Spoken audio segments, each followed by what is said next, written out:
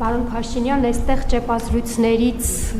մի քանիսի ժամանակ դուք դիմել եք լրագրողներին, ասացիք, եթե դուք չընտրվեք, մեր ծնոտները լրագրողների ծնոտները գուցե չեն պոկվի, բայց գործազուրկ կդառնան,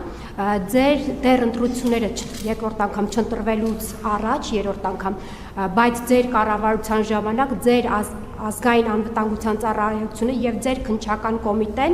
քաղաքական մոտիվներով մտել են Արմատ մեդիա,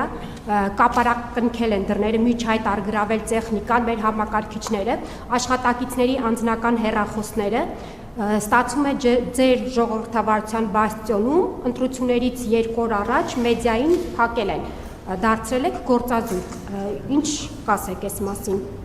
Ես ինչպես նախկինում ասացի, բացարձակապես տեղյակ չեմ, թե ինչի մասին եք խոսում, դուք Արմատ մեդիայից եք։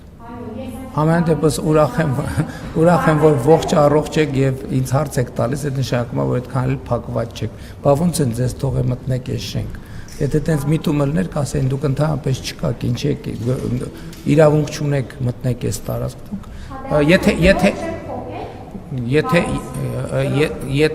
Ուրեմն եթե արվել է գործողություն, ուրեմն դրա իրավական հիմքը եղել է,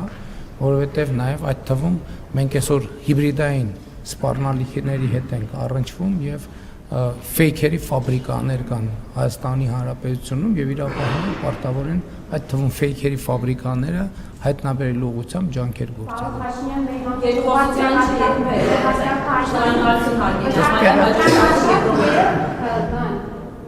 մեզ մեղադրում են ընտրակաշառք բաժանելու եւ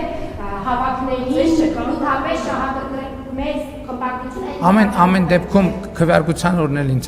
հարցրեցին, անկեղծ ասեմ, չեմ հասցրել նույնիսկ տեղեկանալ, թե ինչի մասին է խոսքը։ Ոչ, չեմ տեղեկացել։ Չեմ տեղեկացել։ Եվրոմեդիա եւ հաջորդ Արցախ։ Այդ ձեր շարժուձևը արդեն իսկ դրա մասին է, որ ժողովրդավարության բաստիոնը։ Որտեւ ինչ որ